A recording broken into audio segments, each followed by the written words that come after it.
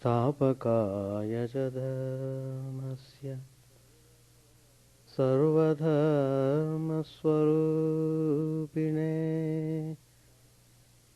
स्थापकाय च धर्मस्य सर्वधर्मस्वरूपिणे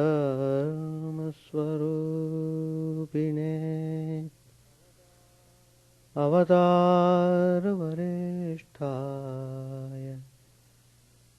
रामकृष्णाय ते नमः। असतो मा सद्गमय तमसो मा ज्योतिर्गमय मृत्योर्मामृतङ्गमय।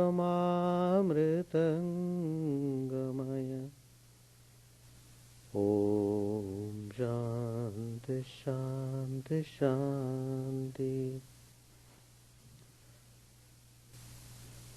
Let us offer our salutations to Sri Ramakrishna, the embodiment of all religions, the Supreme God incarnate.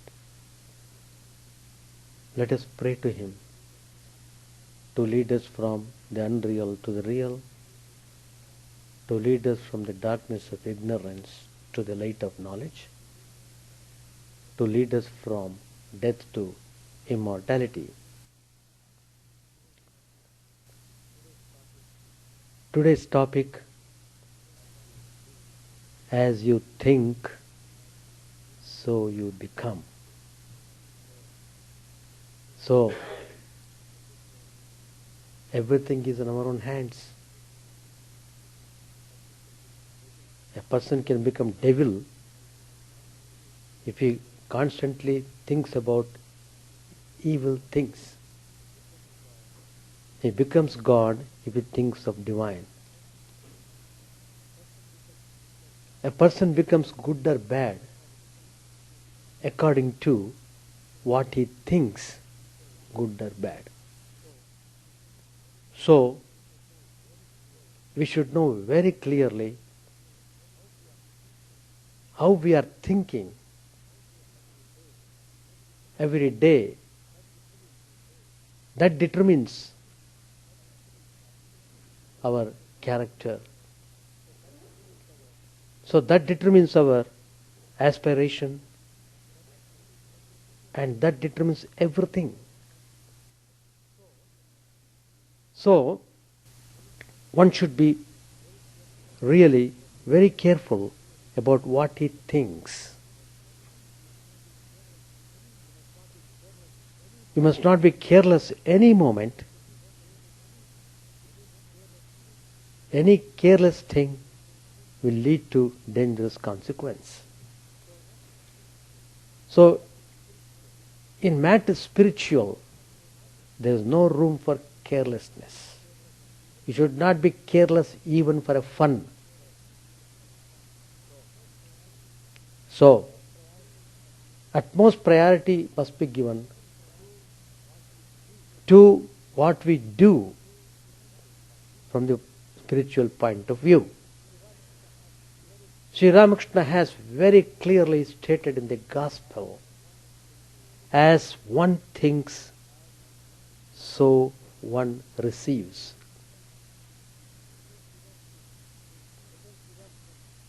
Again, Sri Ramakrishna says in the Gospel, it is said in the Bhagavad Gita that whatever one thinks in the hour of death, one becomes in the afterlife. Whatever he has thought, that he becomes in the afterlife. There's a famous example in our scriptures. The great story of King Bharat. He was a very great king, loved by all the people, but then all through his life he was practicing devotional disciplines, after a certain age, he just wanted to retire to the forest and live a secluded life. That means his idea was to devote whole time in meditation, in devotional practices. So he handed over the charge of the kingdom to his children and he left to a forest. He built a hermitage on the bank of a river. He lived the life. He used to spend nearly 7 to 8 hours in meditation. He was very happy, very peaceful. But somehow he came in contact with a small deer which he saved from death. He became very fond of it,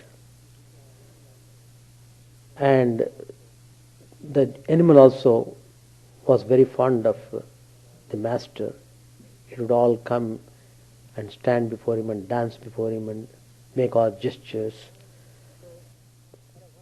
So for a while, if the deer is not found, Bharat would become very anxious and he would call by name. He had put one name for the deer. He would call by name and immediately the deer would come running.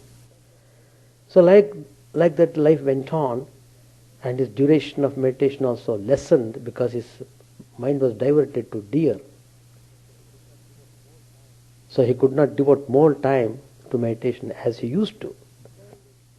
Then old age came and he did not find the deer nearby. He was shouting. The deer came. He was about to give up his body. He just looked at that animal, thinking, who would take care of you after my passing away? So his whole mind was set on the deer at the time of his death. The result was he became a deer in the next life. But he was so devoted and he did practice, it never went vain. So because he did so much intense devotional practices in his previous life as King Bharat, he got the remembrance of the past life. He knew, why did he get this deer's body now? Because of his constantly diverting the mind on the deer, so he had to take up this deer body. Then he became wise enough, well, now in this life I will be very careful. I will never contemplate anything else other than the spiritual ideas. So what he did was, he stayed near the Rishyashrama where the sages would discuss Upanishads and the deer would roam about there. When they were discussing the Upanishads, this deer would hear everything. And again he has to give up the deer's body. It gave up. Again in the next life he became Jada Bharat. That is how our country, the name of the India is not India actually. It is called Bharat. Bharat means it is named after this Bharat, great saint. Bharat who became deer, then who became Jada Bharat. So the country is named after him. Bharat. This Jada Bharata, why he was called Jada Bharat? Because that was his final life. He knew, because of his whole absorption in the divine spirit. So what happened was, he was always inward. He would not care for anything. He didn't want anything and he didn't care for anything. Always peaceful and joyful. So people began to use him for their chorus. Anyway, Jada Bharat, so he became very famous. So, how it is very important that we should be very careful in thinking. So if a man dies thinking of God, he attains God. He doesn't have to come back to the life of this world. He will not have to pass through this misery and sufferings. A man becomes pure by repeating the name of God. Therefore, one should practice the chanting of God's name. Sri Ramakrishna said, and he said to Jadu Malik's mother, in the hour of death, you will think only of worldly things, of family, relations, executing the will, and so forth. The thought of God will not come to your mind. The way to remember God in the hour of death is to practice now the repetition of His name and the chanting of His glories. If one keeps up this practice, then in the hour of death, one will repeat the name of God. When the cat pounces upon the bird only squawks and does not say Rama Rama, Hare Krishna. Again Sri Ramakrishna says, it is good to prepare for death. One should constantly think of God and chant His name in solitude during the last years of one's life. If the elephant is put into the stable after its bath, it is not soiled again by dirt and dust. So, the power of thought is very powerful. Swami Vivekananda said in one of his teachings, we are what our thoughts have made us. So take care of what you think. Words are secondary. Thoughts live. They travel far. Each thought we think is tinged with our own character, so that for the pure and holy man, even his jests or abuse will have the twist of his own love and purity and do good. Evil thoughts, looked at materially, are the diseased bacilli.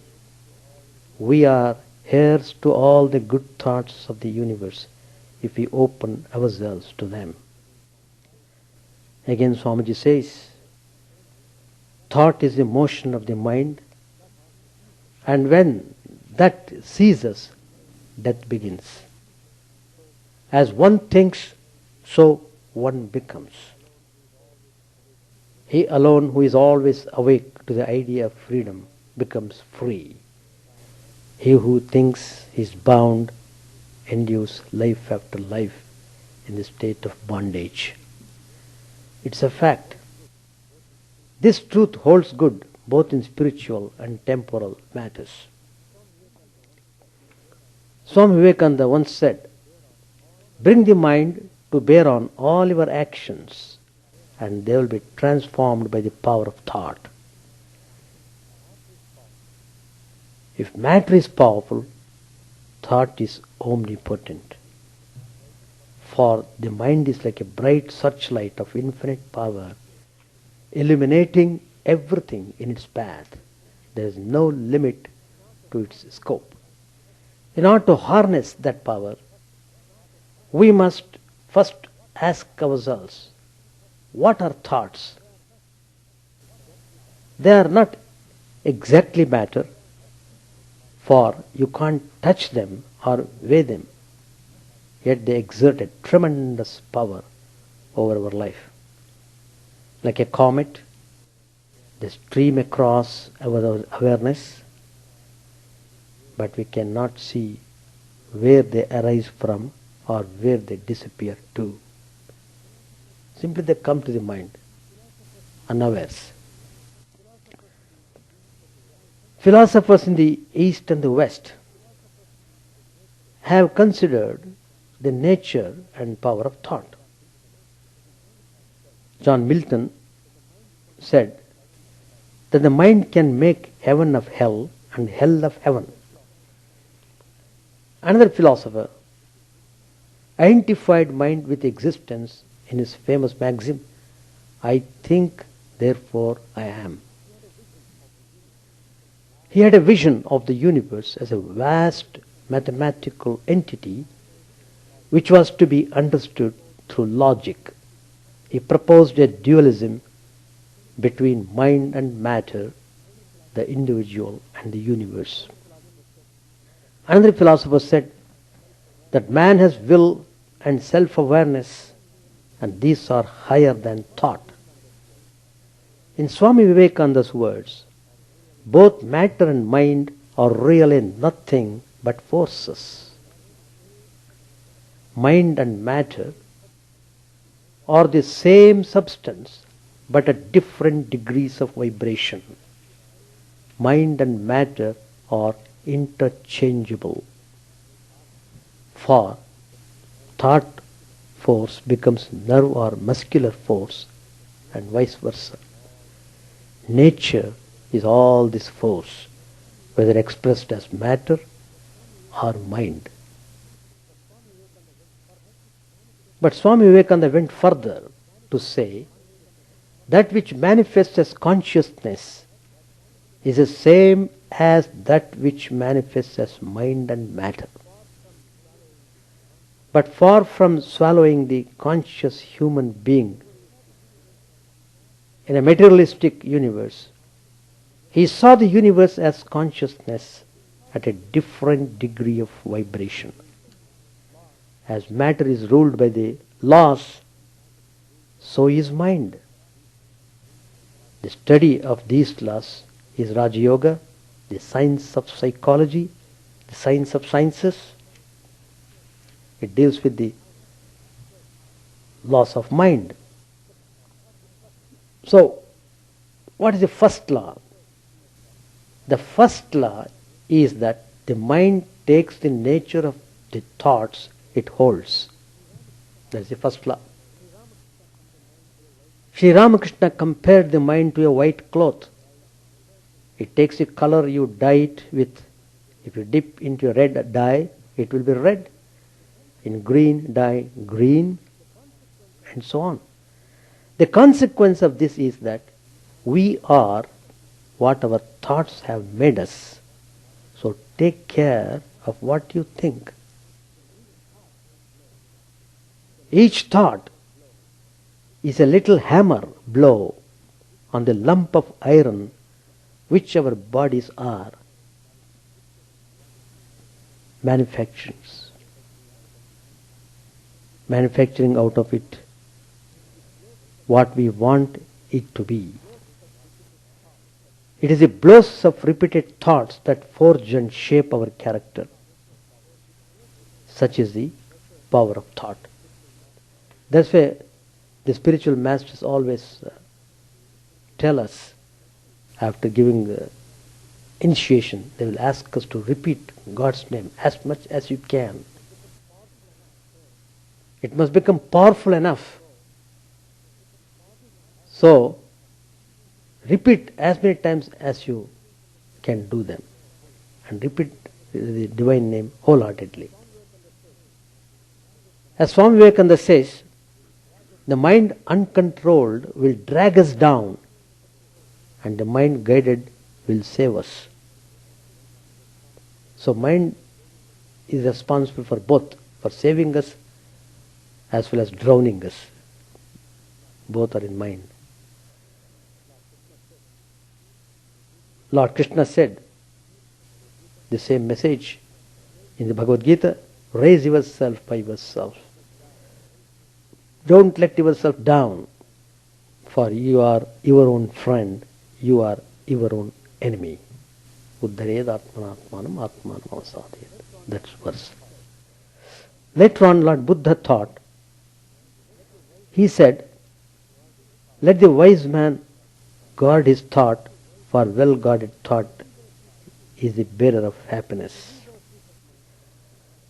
We lose our peace of mind and happiness because of unhealthy patterns of thinking.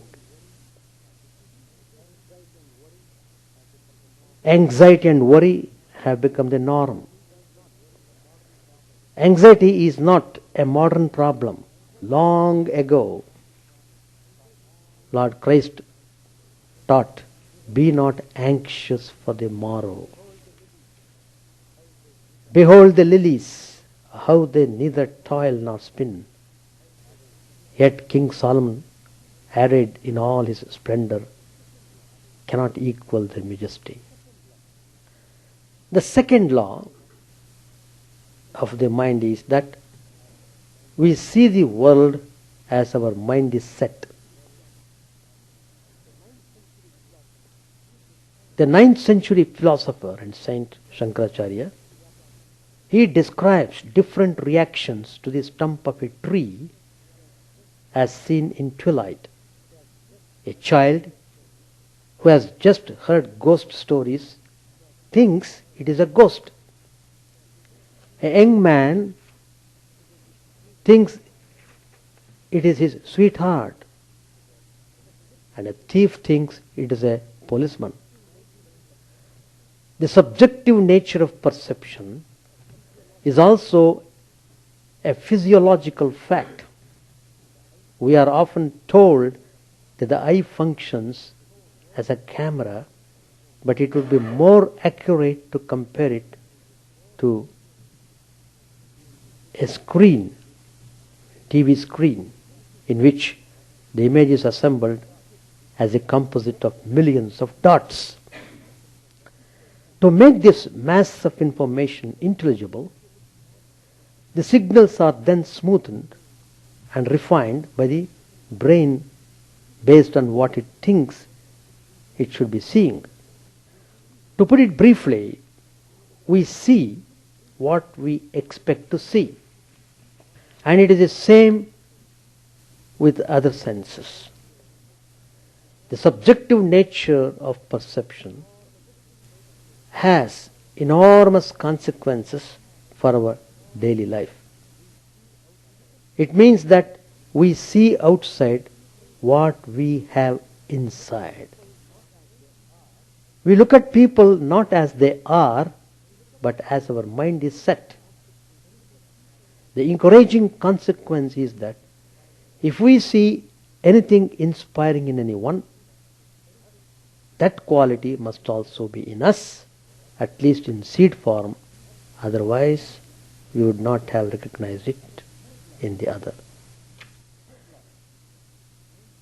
There is third law. The third law is that mind acts on each other. What I think affects you, and what you think affects me. As musical instruments which are tuned alike, all minds that have the same tension, so to say, will be equally affected by the same thought and will function in symphony. In Swami Vivekananda's words, every thought projected from every brain goes on pulsating, as it were, until it meets a fit object that will receive it. Any mind which is open to receive some of these impulses will take them immediately. According to Aurobindo, another great saint of India, the mind breathes in and breathes out thoughts as the lungs inhale and exhale air. Thus we are heirs to all the great positive and uplifting thoughts of the past if we tune our mind to them. Again, Swami Vivekananda says, few understand the power of thought. If a man goes into a cave, shuts himself in, and thinks one really good thought and dies, that thought will penetrate the walls of that cave, vibrate through space, and at last permeate the whole human race. Such is the power of thought. In fact, all the spiritual masters, saints and sages, they give out these most spiritual vibrations useful to the human society. So we see some kind of peace in spite of all this confusion going on in the world. This gives us a new perspective on the concept of service. Swami Vivekananda says, it is thought which is propelling force in us. Fill the mind with the highest thoughts. Hear them day after day. Think them month after month, and out of that will come tremendous work. When one's thought is mature, the fit recipients will spontaneously arise. When the lotus of the heart blooms, the bees will come of themselves. The fourth law is the mind can obtain knowledge beyond the senses and beyond reason. It is done through the power of imagination. Imagination, properly employed, is our greatest friend. It goes beyond reason and is the only light that takes us anywhere. The power of imagination is evoked through analogies and symbols. In the words of Swami Vivekananda again, it is easy for men to think that they can understand anything, but when it comes to practical experience, they find that abstract ideas are often very hard to comprehend. Therefore, the symbols are of great help. And we can't dispense with the symbolical method of putting things before us. Everything in the universe may be looked upon as a symbol. The whole universe is a symbol, and God is the essence behind.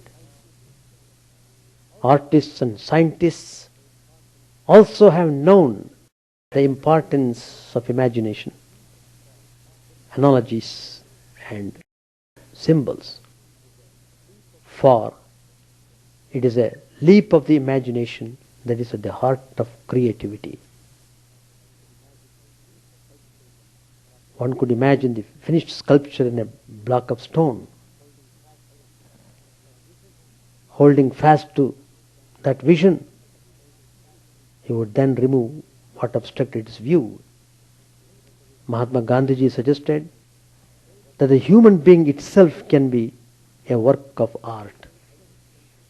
Holding fast to a high ideal, the human personality can be chiseled into the image of that ideal. In this, he was echoing the teaching of Buddha.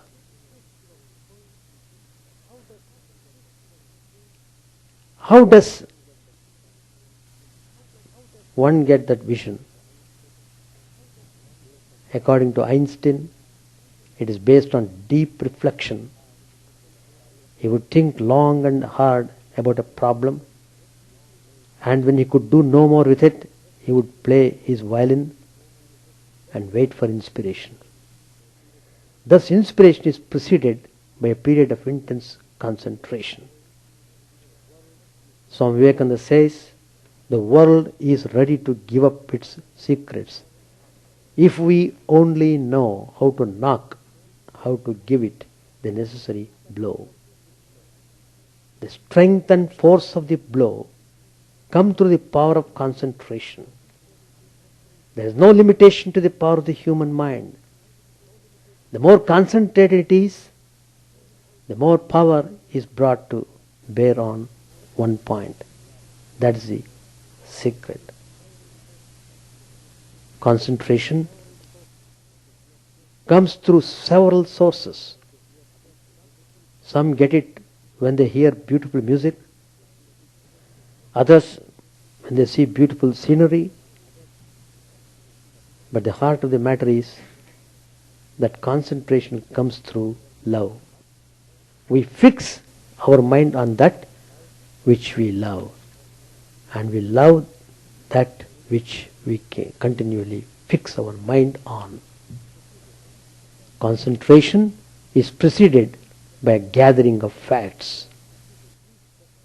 Thus, we find the 3 steps process of knowledge is a gathering of facts, reasoning and concentrating on them, and then transcending them.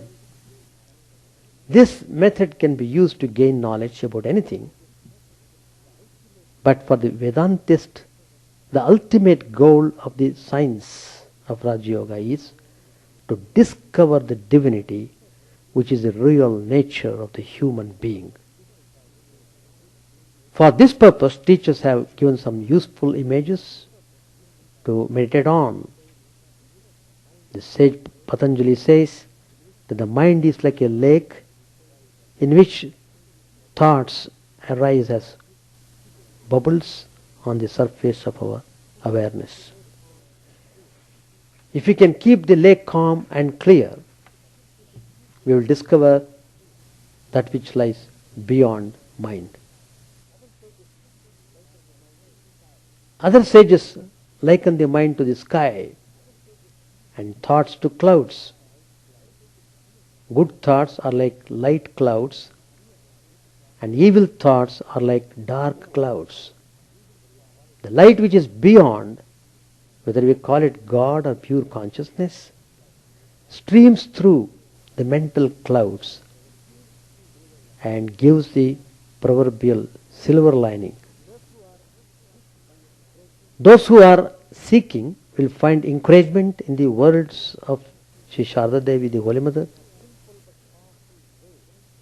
In her simple but powerful way, she said, as one gets the fragrance of a flower by handling it, so does one get spiritual awakening by constantly thinking of God. Those who try sincerely, they will find unexpected help. Sri Ramakrishna said that when we unfurl the soil of our mind, we will see that the breeze of divine grace is always blowing. But Raj Yoga does not insist that we begin with the concept of God. In Swami Vivekananda's view, the goal of all its teaching is how to concentrate the mind, then how to discover the innermost recesses of our own minds, then how to generalize their contents and form our own conclusions from them.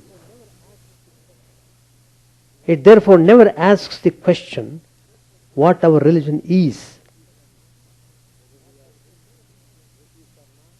whether we are atheists or not, whether Christian, Jews or Buddhists, we are human beings.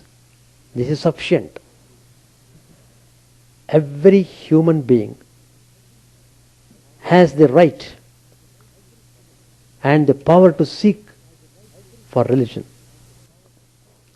Every human being has the right to ask the reason and to have his question answered by himself, if he only takes the trouble. This is the power of thought. So, the aim and purpose of spiritual life is how to get concentrated on one particular thought. And one can reach the spiritual goal if one is able to concentrate totally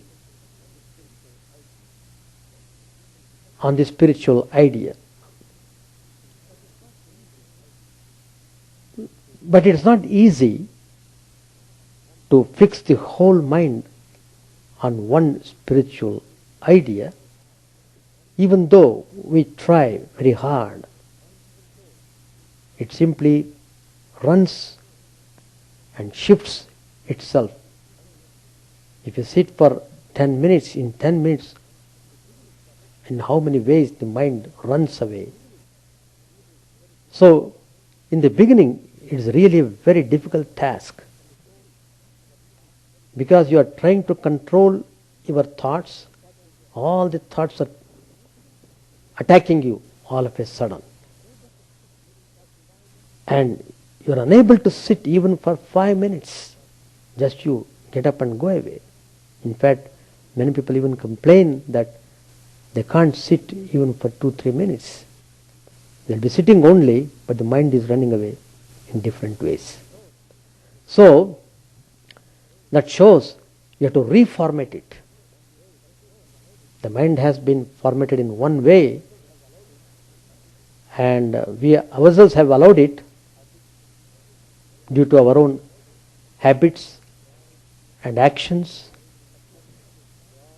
Our thinking and acting, they all were going in a particular pattern. So that pattern determined the formation. So we have generated some pattern of thoughts in the mind, and we have repeatedly given force to those thoughts, and then you realize that you are not getting any happiness or peace in the way you are living. So you aspire for getting real happiness. Where to get that? How to get it? Who will help us? Is it possible to conquer the mind? Such a restless mind, is it ever possible? So all these questions come, and many times people get frustrated also, and they become totally depressed in that process. But then Lord Krishna himself says in the Gita, no one need to despair. There is a hope. The hope is that one should approach a spiritual master and start spiritual formation. That's the hope. If you don't try, that will make you much worse. You are not raising from the hopelessness. By worrying over hopelessness, you become more worried and more hopeless. So, how to get over that? You have to take some positive steps. You must approach the teacher honestly, take the spiritual instructions, follow them up sincerely, then reform your mind. It takes time. Let it take time. Doesn't matter. We have taken so many lives, and what of that if we take few more lives to reformat our mind? But reformation is necessary, without which you will not be able to get real peace at all. The way in which people ordinarily live their life, the way how they think and act, that will not give real peace. Real peace is found only by thinking the spiritual ideas. You must always think you are pure, you are divine, you are good, you are helpful, you are kind.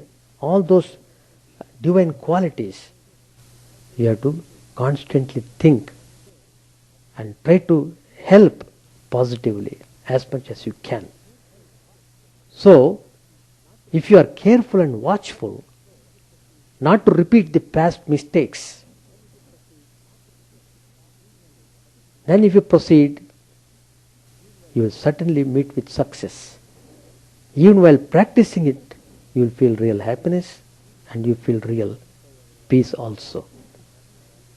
That's why our spiritual masters always insist upon that we should every day read scriptures which deal with the divine nature of our self.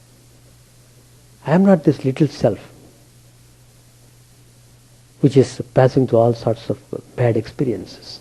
I am the pure Atman, Nitya Shuddha Buddha Muktaha, Chidananda Rupaha, Shivoham, Shivoham. I am that pure self, ever blissful, ever existent. I am immortal. So immortality, that's our nature. Amritasya Putraha, Swami Vivekananda says, Shvetashvara Upanishad, it proclaims, you are all children of immortality. Why should you feel that you are gone? You can never die. Soul never dies. So, that is the hope. Take that spiritual idea, hold on to it, formate your character, and you will transform yourself. In that process, God will help you, and you will also recognize God's help. You will certainly recognize.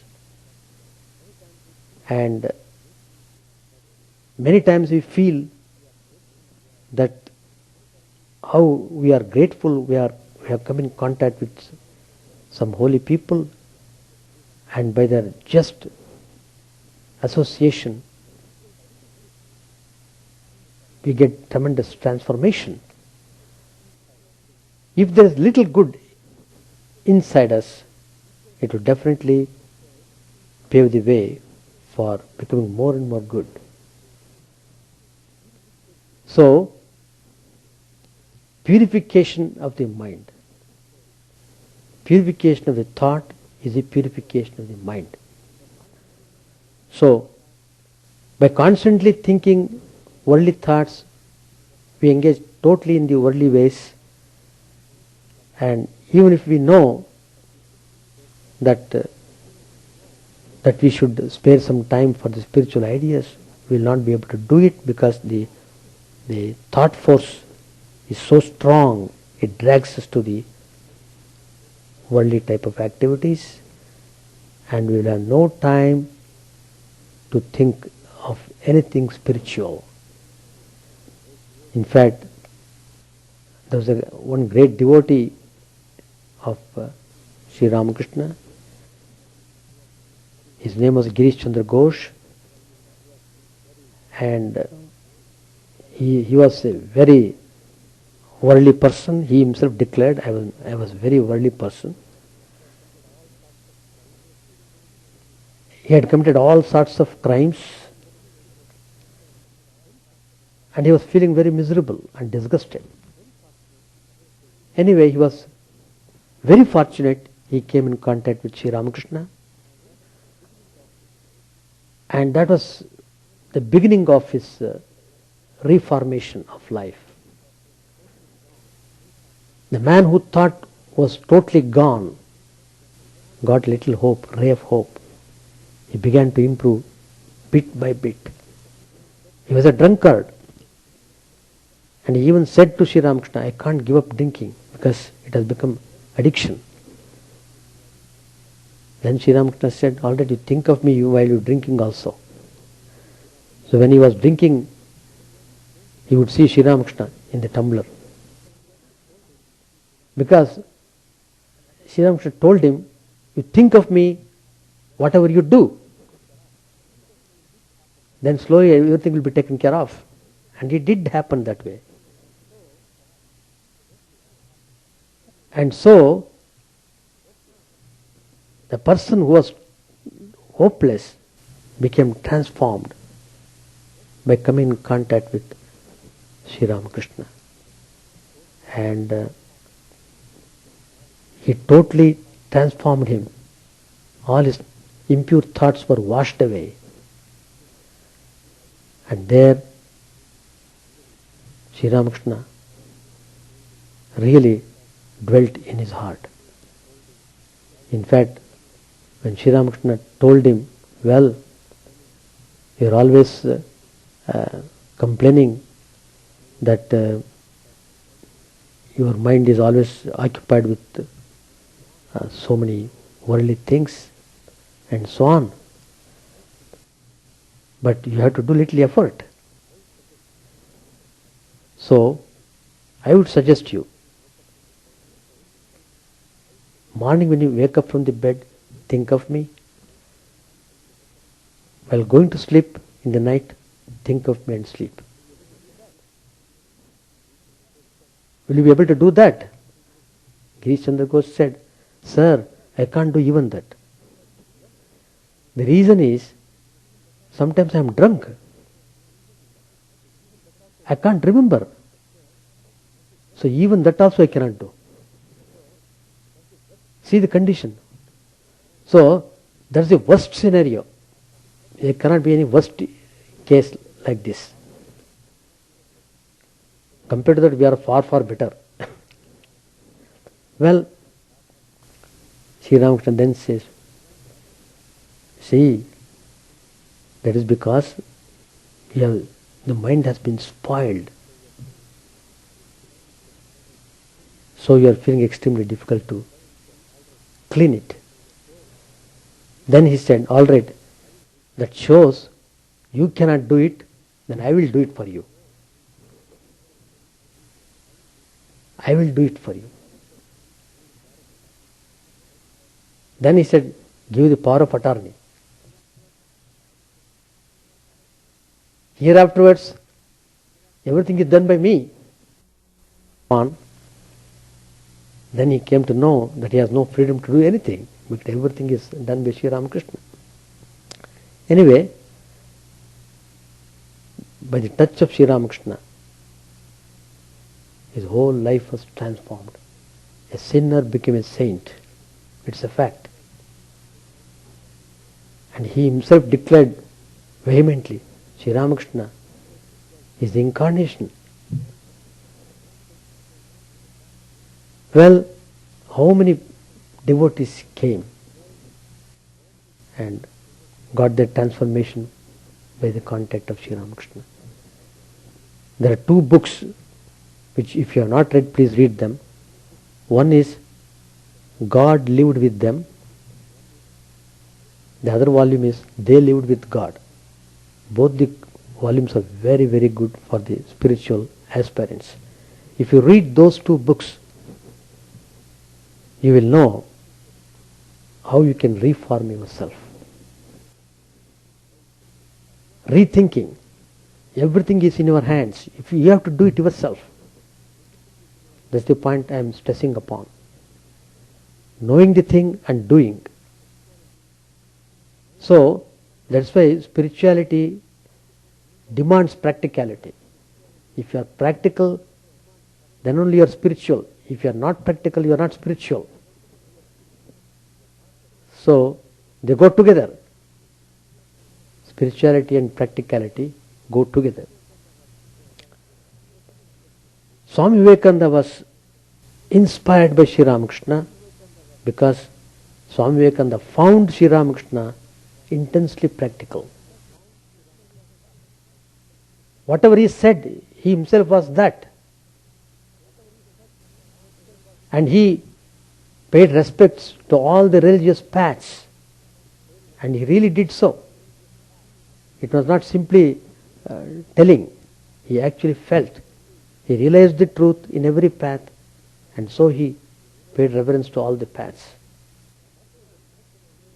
So, that way he corrected every one of us. Whatever path we may be following, perfectly all right. If you think it's a spiritual path, go ahead. That thinking is important. If you think you are following a spiritual path, then you don't have to worry.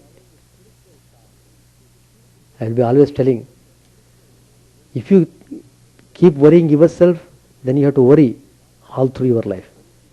If you stop worrying, God will worry about you. Because he thinks my child is not worrying. He is depending totally on me. So he is always concerned about you. That's the beauty of thinking of God. If you think of God, that means you are not worrying about other things, but thinking of God only, and God takes all responsibilities. Lord Krishna himself tells in the Bhagavad Gita, who thinks me constantly, I take care of him. I take care of him in every respect. In every respect. So, what is needed is you have to develop that love and devotion. Whatever God you may be worshipping, that's immaterial. Whatever form you may take, perfectly all right. All authenticated. Nothing is false. But there are some common factors. That is, love and devotion are common. Whether you are a Hindu, whether you are a Christian, whether you are anybody. Without love and devotion, your spiritual practice will not take you an inch forward.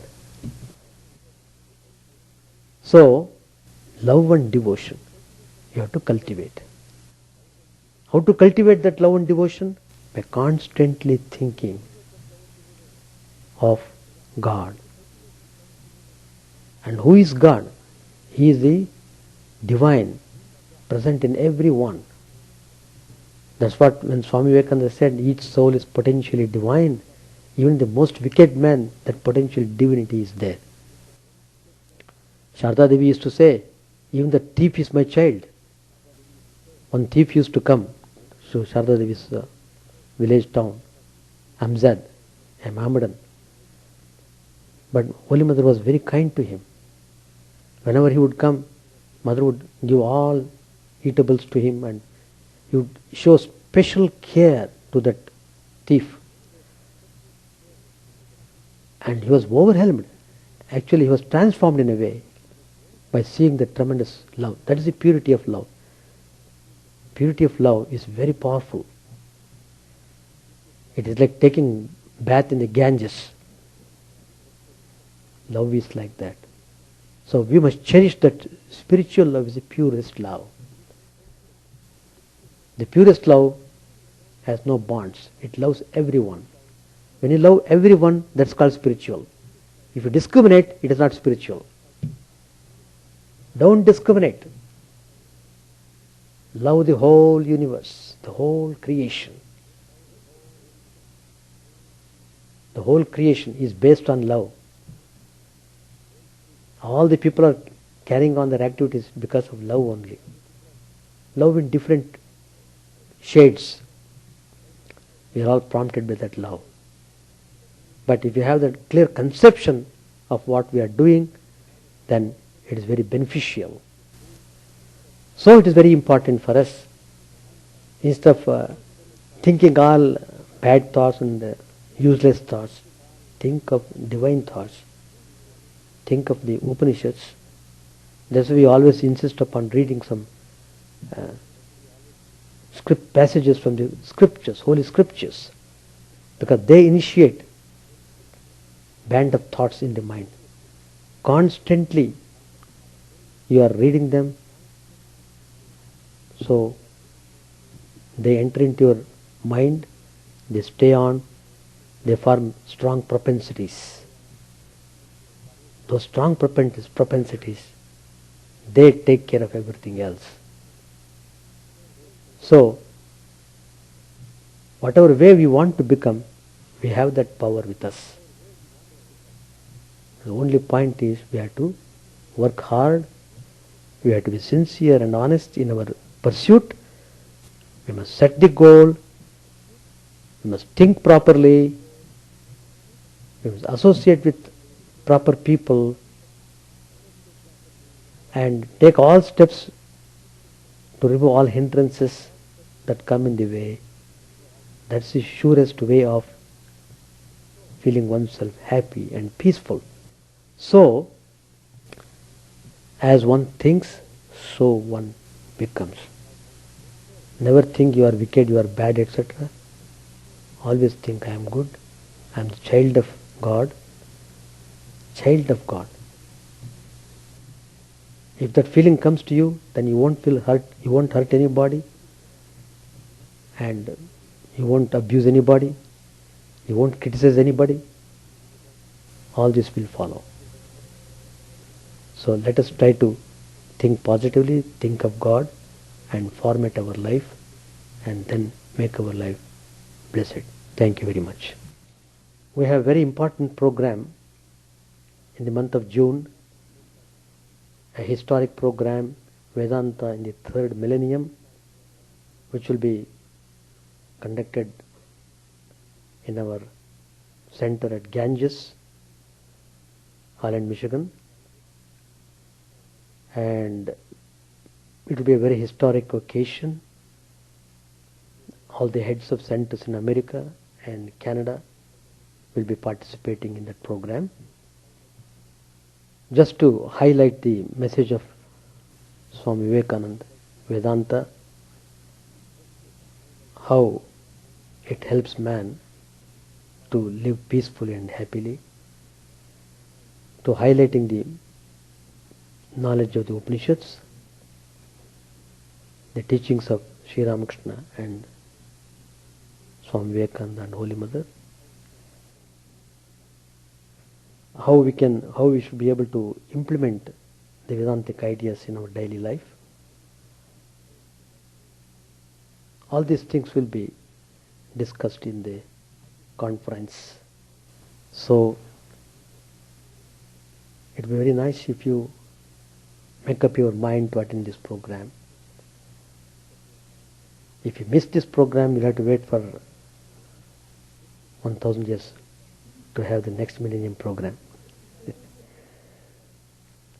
And another important function in the month of August is a children's camp that we hold every year. Children age group between 7 and 18 are qualified to attend this program. Om Sahana Bhavato Sahanau Bhunakto Sahaviryam Karavavai Tejasvinavadhitamastu ma vidvishavahai. Om Shanti Shanti Shanti. Hari Om Tat Sat. May the Lord protect us, may He nourish us, may our knowledge be fruitful and enlightening, may we not hate each other. Peace, peace, peace be unto all.